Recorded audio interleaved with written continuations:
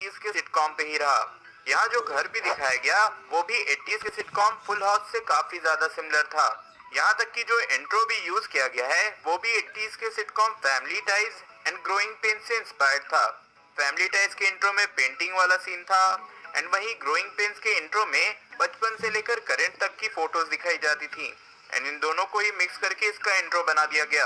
अब आगे बढ़े तो वांडा और विजन अपने बच्चों को संभाल रहे होते हैं। वो इसमें बिजी हैं, परेशान हैं एंड यहीं पे एंट्री होती है एग्नेस की, जहां वो वांडा के बच्चों को सुलाने में उसकी हेल्प करने लगती है। बेसिकली एक नैनी का काम। एंड ऐसे केस में हम लोग क्या करते हैं, हम लोग कॉमिक्स के पन्नों को पलटते हैं एंड कॉमिक्स के पन्नों को पलटने से बहुत कुछ इंटरेस्टिंग पता चलता है।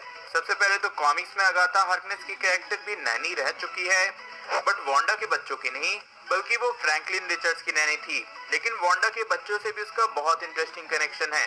उसने ही कॉमिक्स में ये रिवील किया था कि वांडा के दोनों बच्चे मेफिस्टो के सोल का पार्ट हैं। तो हाँ, ये सब कितना क्रेजी है आप समझ ही सकते हो, और हो सकता है ऐसा कुछ शो में भी हो। अभी तो हम लोग बस गेस ही कर सकते हैं। वैसे इसी सीन में एग्नेस का कैरेक्टर ब्रेक होता है एंड ऐसा लगता है कि वो वांडा की रियलिटी से बाहर आ रही है। वैसे ऐसा फर्स्ट एपिसोड से किसी ना किसी कैरेक्टर के साथ हो रहा है, बट मेरा गेस ये है कि वो वांडा की रियलिटी में है ही नहीं। एक्चुअल में वो बस उसके रियलिटी में होने का नाटक कर रही है, सिंस यही एक ऐसी कैरेक्टर थी जिसको मोनिका रैम्बो के बारे में पता था। यहाँ तक कि एग्नेस के आंखों के सामने उसके बच्चे 5 साल बड़े हो जाते हैं, वो रिएक्ट नहीं करती। दिन 10 साल बड़े हो जाते हैं, उसको कोई फर्क नहीं पड़ता। और एंडिंग में वो डॉग वाला सीन, वो भी थोड़ा अजीब सा लगता है। पर हाँ, इस सीन में टाइम इज नॉट मूविंग, मतलब कि टाइम रुका हुआ है। अगर यहाँ घड़ी पे ध्यान दिया जाए तो स्टार्टिंग में 10:05 हो रहे थे एंड 5 मिनट बाद भी सेम टाइम। वैसे बैटरी डाउन भी हो सकती है, लेकिन मैं मानता हूँ कि यहाँ टाइम रुका हुआ है, क्योंकि वांडा की रियलिटी में टाइम बिल्कुल अजीब चल रहा है। मैंने इसके बारे में पिछले ब्रेकडाउन में भी बात किया था कि कैसे इस रियलिटी का टाइम बाहर की रियलिटी से बिल्कुल अलग है। पता नहीं क्यों यहाँ से जब भी कोई बाहर जाता है तो रात हो रहा होता है एंड अंदर हमेशा सुबह। ऐसा 2 बार हो गया, तो हाँ, टाइमिंग का कुछ तो लोचा है इधर। चलो अब वांडा की रियलिटी से बाहर आते हैं एंड आते हैं शॉर्ट की तरफ। तो यहाँ सबसे मेजर रिवील हुआ मोनिका का ब्लड। अब मुझे पता है कि ये काफी छोटा सा डिटेल है, यहाँ बस एक लाइन में कुछ मेजर रिवील किया गया जो कि बहुत लोगों ने मिस कर दिया होगा। वांडा के रियलिटी से बाहर आने के बाद मोनिका की हेल्थ चेकअप की जाती है और रिवील होता है कि उसके ब्लड में कुछ अजीब सी रीडिंग्स आ रहे हैं। वहाँ की टेक्नीशियन बोलती है कि ये एक डिवाइस का इशू हो सकता है, तो वो बोलती है कि सेकंड टाइम रीडिंग लेने के लिए उसे और ब्लड चाहिए होंगे, और मोनिका मना कर देती है। और यहीं पे मेरा गेस है कि मोनिका को किसी तरह से वांडा से पावर्स मिल गए होंगे। मैंने पिछले एपिसोड के ब्रेकडाउन में भी ये बात डिटेल में बताई थी। कॉमिक्स में मोनिका रैम्बो का कैरेक्टर फोटोन नाम की सुपर हीरो बनती है, तो ऑब्वियसली यहाँ कुछ वैसा हो सकता है। हो सकता है क्या, ऑब्वियसली होगा ही।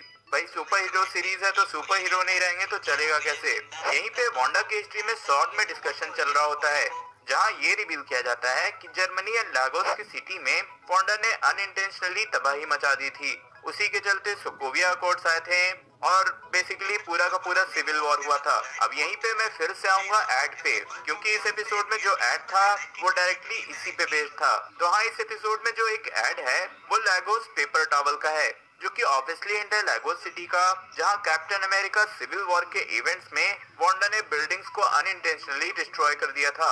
और हाँ, यहाँ इस एड के एक्टर भी सेम हैं जो कि पिछले सारे एड्स में दिखे हैं। वैसे अगर वापस शॉर्ट की डिस्कशन पे आए तो यहाँ ये भी रिवील हुआ कि एमसीयू में अब तक वांडा को स्कारलेट विच के नाम से नहीं बुलाया गया, जो कि सच कहूँ तो मुझे भी अभी तक रियलाइज नहीं हुआ था कि उसका एमसीयू में कोई भी निकनेम नहीं है। लेकिन अब मैं श्योर हूँ कि इस शो के बाद उसका नाम स्कारलेट विच हो जाएगा। अब यहीं पे एक बहुत इंटरेस्टिंग ईस्टर एग भी था अवेंजर्स वॉल्यूम 1 इशू नंबर 348 से।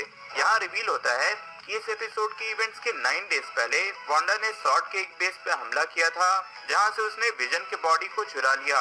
अब यहाँ पे क्वेश्चंस तो बहुत से आते हैं, बट पहले एक ईस्टर एग की बात हो जाए। यहाँ क्लियरली उस सिक्योरिटी कैम के वीडियो पे मेंशन्ड है सैटेलाइट नंबर 348 एंड अवेंजर्स के वॉल्यूम 1 348 में कुछ ऐसा सिमिलर हुआ था। अब मैं डिटेल में तो नहीं जाऊंगा, बट शॉर्ट में बता देता हूँ। तो इस कॉमिक्स में विजन ने एक कैरेक्टर को जो कि अपने डेथ बेड पे था, एक कंप्यूटर प्रोग्राम की हेल्प से एक ऐसे कैरेक्टर में चेंज कर दिया था जो कि ऑलरेडी मर चुका है।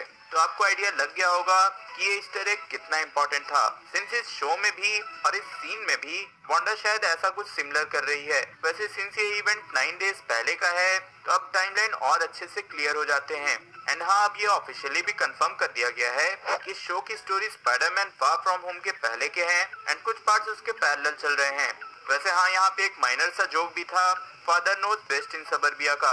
ये जोक डार्सी, हाँ डार्सी, ड्रेसी नहीं डार्सी, वो बोलती है। और फादर नोज बेस्ट भी एक 50s का पॉपुलर सिटकॉम है। अब थोड़ा डिस्कशन हो जाए स्पार्की का। अब ये कोई बहुत इंपॉर्टेंट कैरेक्टर तो नहीं था, बट हाँ, कॉमिक्स में भी स्पार्की द डॉग है एंड इसे खुद विजन ने क्रिएट किया था, वो भी उसी मटेरियल से जिससे वो खुद बना है। वैसे इस शो के एंडिंग में स्पार्की मर जाता है, बट इंटरेस्टिंगली यहाँ कभी उसका बॉडी नहीं दिखाया जाता।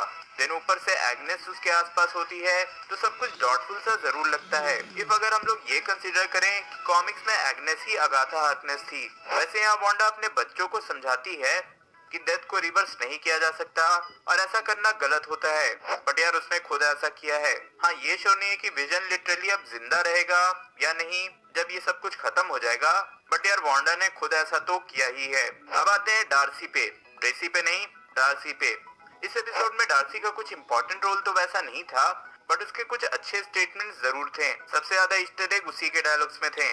सबसे पहले तो उसने हिग्स वर्ड का यूज किया। उसने बताया कि सिंस वांडा की रियलिटी हेक्सागोनल शेप की है, तो उसने इसको शॉर्ट करके हिग्स बना दिया। अब देखो, कॉमिक्स में वांडा के मैजिकल पावर्स को हिग्स बोला जाता था। वैसे मैंने पिछले एपिसोड के ब्रेकडाउन में भी ये बात बता दिया था। यहीं पे मोनिका बोलती है कि वांडा अकेले ही थैनोस को मार सकती थी और एंड गेम में उसके आसपास भी कोई नहीं था। यहीं पे एजेंट वो उससे डिसएग्री करते हैं और बोलते हैं कि कैप्टन मार्वल भी ऐसा कर सकती है। एंड यहाँ पे डार्सी क्लियरली बोलती है कि दोनों के पावर्स इन्फिनिटी स्टोन से मिले हैं। एंड मोनिका कैप्टन मार्वल को इग्नोर करते हुए बोलती है कि हम उसके बारे में बात नहीं कर रहे हैं, जिससे यार ये कंफर्म हो जाता है कि मोनिका रैम्ब्यू को भी मेरी तरह कैप्टन मार्वल उतनी पसंद नहीं है। एंड शायद इसका रीजन ये हो सकता है कि सिंस कैरल एंड मारिया रैम्ब्यू दोनों फ्रेंड्स थे, लेकिन उसके बाद भी जब उसे कैंसर हुआ होगा तो कैरल उससे मिलने नहीं आई होगी। लेकिन हाँ, कुछ और रीजन भी हो सकते हैं, मैं यहाँ बस गेस कर रहा हूँ।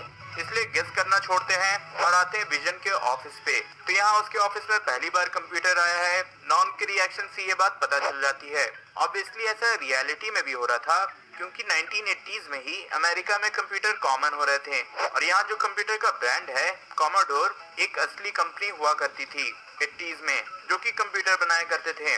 बट हाँ, अब ये कंपनी एग्जिस्ट नहीं करती। वैसे यहाँ जिस तरह से इंटरनेट को एक्सेस करते दिखाया गया है या फिर ईमेल खोलते दिखाया गया है, वैसे ही 80s में भी होता था। आज की तरह उस टाइम इंटरनेट ब्राउजर नहीं थे, सब कुछ कंसोल के थ्रू ही करना पड़ता था। वैसे यहीं पे विजन नॉन को वांडा की रियलिटी से बाहर निकालता है, जिससे कि विजन को अब श्योर हो जाता है कि वांडा ही ये सब कर रही है। नॉन भी वांडा का नाम तो नहीं लेता, बट ये जरूर बोलता है कि स्टॉप हर। वैसे यहाँ से हम गेस कर सकते हैं कि विजन अपने पावर्स का यूज करके सबको वांडा के हेक्स से निकाल सकता है। बाहर निकलने की बात आई है तो एक सीन मुझे बहुत ज्यादा अमेजिंग लगा, जब वांडा अपने रियलिटी से बाहर निकलती है। तो देखो, मोनिका को रियलाइज होता है कि जो उसका बुलेट प्रूफ जैकेट था वही ट्रांसफॉर्म होकर रेट्रो कॉस्ट्यूम में चेंज हो गया, जिससे कि वो गेस करती है कि वांडा रियलिटी क्रिएट नहीं कर रही बल्कि चेंज कर रही है। यही वो बोलती है कि सिंस अभी उसके एपिसोड 80s के टाइमलाइन में है, तो अगर 80s के टेक को अंदर भेजा जाए तो वो ट्रांसफॉर्म नहीं होंगे, सिंस वो ऑलरेडी उसी टाइमलाइन का है और होता भी वैसा ही है। But in result Wanda sword वालों को वार्निंग देने बाहर आ जाती है। वैसे हमने यहाँ उसके माइंड कंट्रोल के पावर्स का एक छोटा सा एग्जाम्पल देखा, लेकिन यहाँ इंटरेस्टिंग ये था कि वो बोलती है कि मुझे अपने हाल पे छोड़ दो एंड इंटरफेयर नहीं करो, एंड मैं तुम लोग के साथ इंटरफेयर नहीं करूंगी। एंड यार मुझे इसी डायलॉग से लगा कि वांडा ये सब कुछ अकेले नहीं कर रही, उसके पीछे भी कोई है। इफ उसको सब कुछ अपने तक ही रखना होता तो उसका लाइव टेलीकास्ट तो वो करती नहीं, ये ऑब्वियस सी बात है। एंड एंडिंग में जब विजन उससे कन्फ्रंट करता है तो वो बोलती भी है कि उसे ये भी नहीं पता कि ये सब स्टार्ट कैसे हो गया। विजन के पास भी वेस्ट व्यू के पहले की कोई मेमोरी नहीं है and in the end entry होती है पीट्रो की।